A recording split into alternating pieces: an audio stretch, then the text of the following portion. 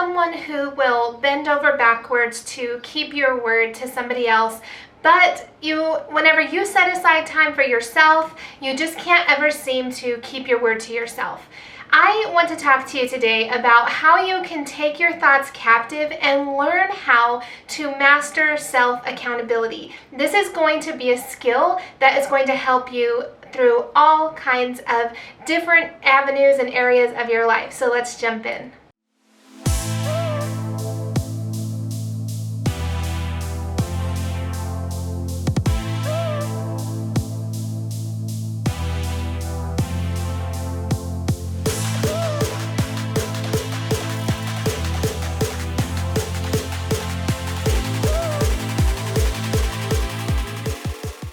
And welcome to The Renewed Mind. I am your host, Ashley Varner. I am so glad to be here with you and so thankful that you are here. If this is the first time that you have seen one of my videos, I just wanted to tell you a little bit about myself. I am a Christian life coach. I teach women about mindset, specifically how to take their thoughts captive, how to manage their mind and emotions. And every month we have a different topic that I discuss each week. I talk about things from managing your mind around time to dealing with negative emotions. So if you want to check out some of our past playlists, go ahead and check those out. But all of this month, I really want to dive deep into what it means to take your thoughts captive. And one difficulty that seems to pop up over and over with my private clients is this idea of self-accountability. So we all know the benefits of accountability from other people, having an accountability partner, whether it is in like a weight loss setting or just anything, keeping our house clean, right? Whenever we know a friend is coming over, we have that accountability. It's easier to get our house picked up and clean versus if nobody's coming over, right? But I want you to start thinking about the ability that you have by managing your mind to start to have self-accountability and really master this skill. So there are some benefits to having accountability from other people, and the reason for this is because we care about what other people think of us. Right? We care about their opinions of us. And I think that somewhere in that is we know if we don't accomplish what we're supposed to do, if we don't complete what we're supposed to do, we know that we'll be found out, right? We know that there is going to be some, not a consequence necessarily, but we know that we might let somebody else down. We might disappoint someone else. And that's why having an accountability partner is so helpful, because like say, let's talk about like a health journey. If you need to get up at 6 o'clock in the morning to take a run and you know that someone else is waiting for you, you are going to be way more likely to show up on time because you know that there's someone else who's going to be waiting for you. Versus if you're just taking a walk or a run on your own, there's no one there at your doorstep waiting for you if you decide to hit the snooze button. Now, I think that there's another area that we need to talk about whenever we consider accountability with other people, and that is this idea that we don't want to break our word to someone else. So if we tell someone that we are going to do something, we want to be the kind of person that does what they say they're going to do. And this is something that we can kind of cross over whenever we talk about self-accountability, but I think it's a mindset because we think that we have made our word to somebody and now we need to stand up for that word. We need to not break that word to somebody. So we care about what other people think of us. We're worried about being found out if we don't meet up to what we said we were going to do, and we don't want to break our word to somebody. Now let's talk about how we can take some of those same tactics into mastering self-accountability. So how do you really become someone who is able to be accountable to themselves? That comes with really starting small in different areas of your life. So one example of this could be in your Bible study time. And this is something I teach over and over. And in the Thrive Bible Study Vault, there is a great way to start a process of Bible study if this is something that you're interested in, because I help women to start small with really just pockets of time so that they hold themselves accountable and they're able to really show up for themselves. And really it starts small, by having small commitments. And that might not seem like it does anything in the short term, but what you're doing is you're building trust with yourself. You're saying, okay, I said I was going to do this. This is a 3 to 5 minute Bible study, and I'm going to stay true to my word. And because it's small, it's easy, right? Because we're not committing to like an hour-long Bible study. We're just kind of getting our feet wet. We're really just working our commitment muscle, right? And as we are learning how to be self-accountable, one thing that keeps coming up over and over is this idea of over-committing. So this could be something that you commit to yourself of Bible study. It could be health. If you want to run a marathon, you don't start by putting run 10 miles on your calendar. That's overcommitting. If you want to run a marathon, you might start with taking a 1 mile jog and then working up from there. So it's just like a regular muscle in your body. As you are working to build up this accountability muscle, you have to start small. And then once you know and you're able to build trust with yourself to accomplish those small things, then you can add more big things. And this is really a biblical principle because the Bible says whoever's faithful in little will be faithful in much. And if you are faithful in the small things, then what you're doing is you are building trust with yourself, and then you're going to be able to be more committed, more capable to be held accountable to bigger things.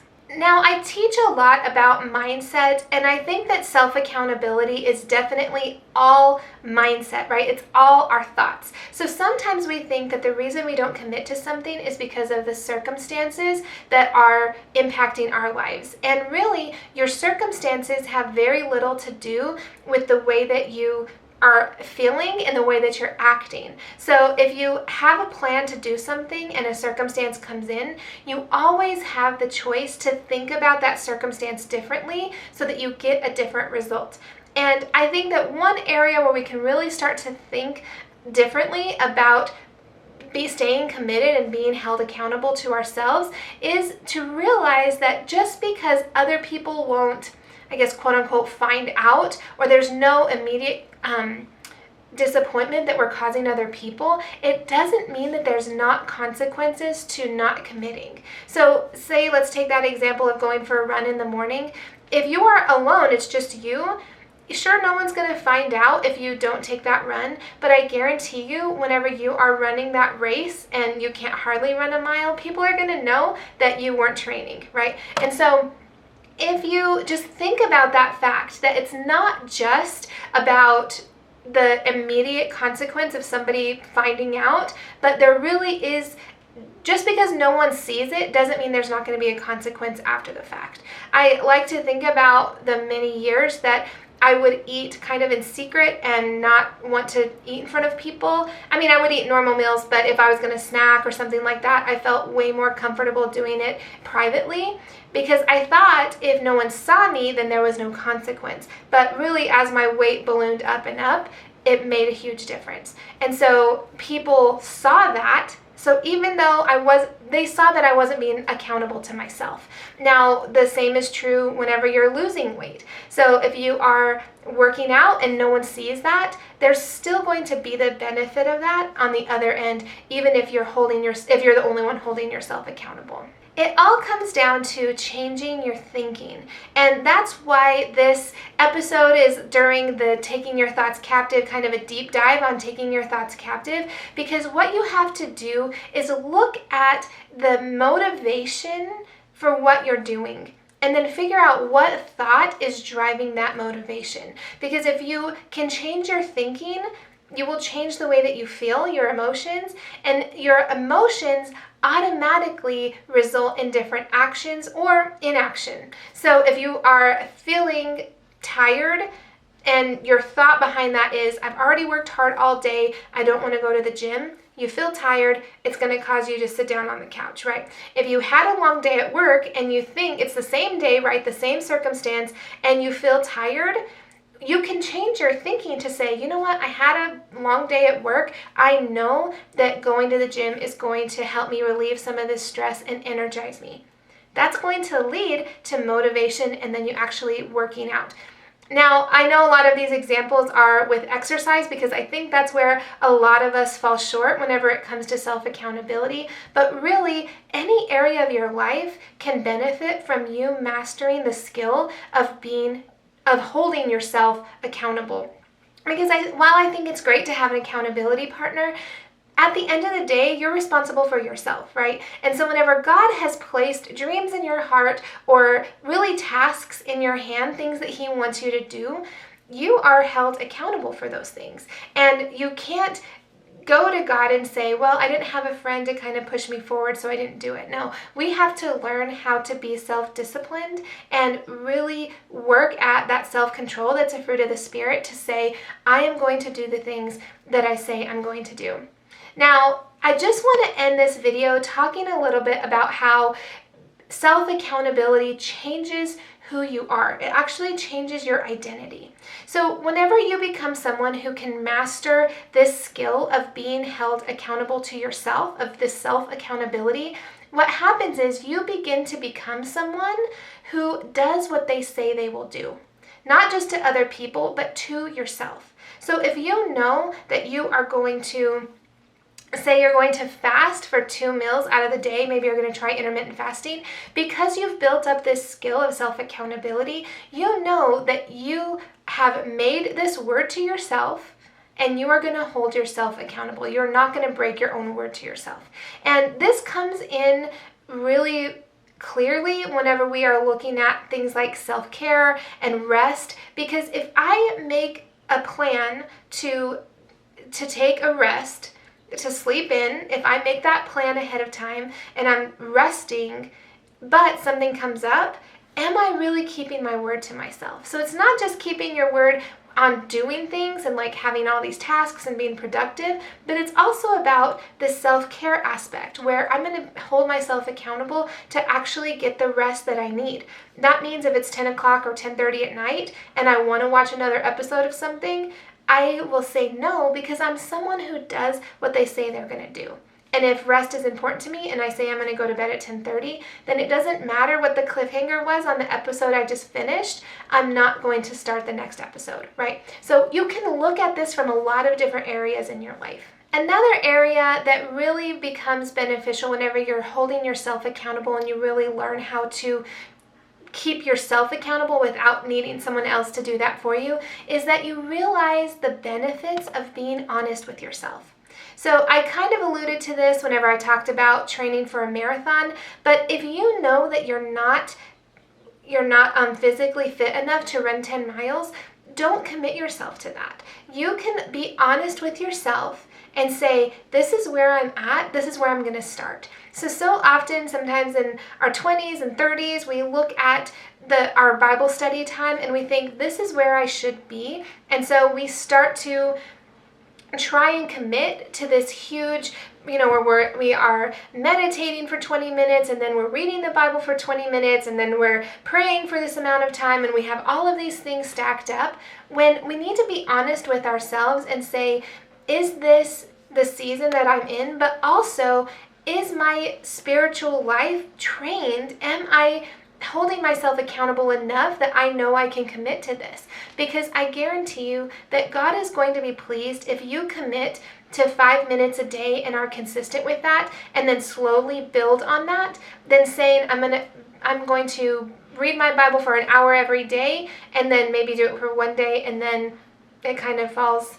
to the wayside, right? So I want you to be someone who can be really consistent. And honestly, whenever we are learning how to be self-accountable, it really boils down to maturity in our faith.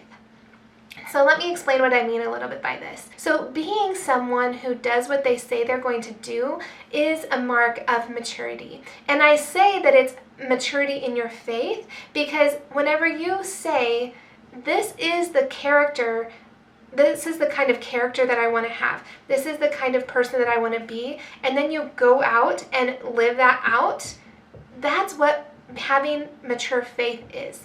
That's what it means to be mature in your faith and really recognize that it's about the actions as much as it is about the motivation. So I like to give this example, and it's not mine. I believe I first heard it from Priscilla Schreier, but she talks about the difference between faith and action, and how if you have, say, a gas stove, and you are clicking it on, you need both the electricity and the gas to cook on the stove, right? And if you don't have one or the other, if the propane is out, all the electricity can click that stove, but you're not going to get a flame.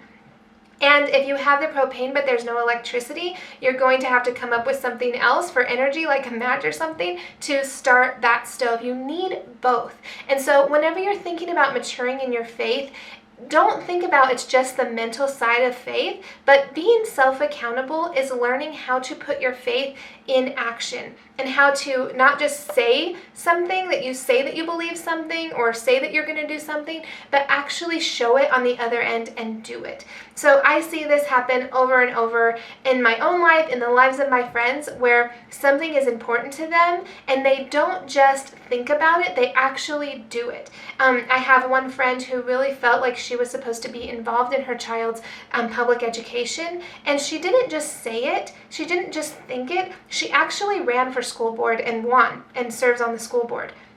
So I want you to see the areas where maybe you're just doing the lip service and you're not holding yourself accountable to commit to the actions. This could be in your health, it could be in your business, it could be in your spiritual life, in your family. Maybe it's even like a laundry routine or something like that.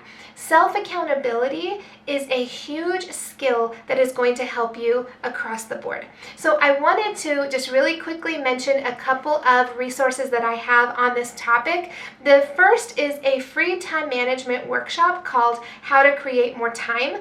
And I really teach you how to manage your mind around time so that you're able to commit to the things that you want to commit to.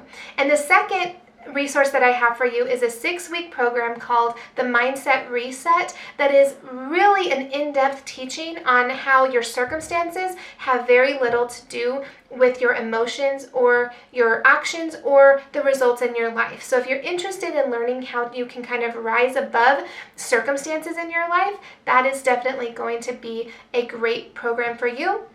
I will leave links to both of those resources in the description, and I will see you guys next time. Thanks for watching.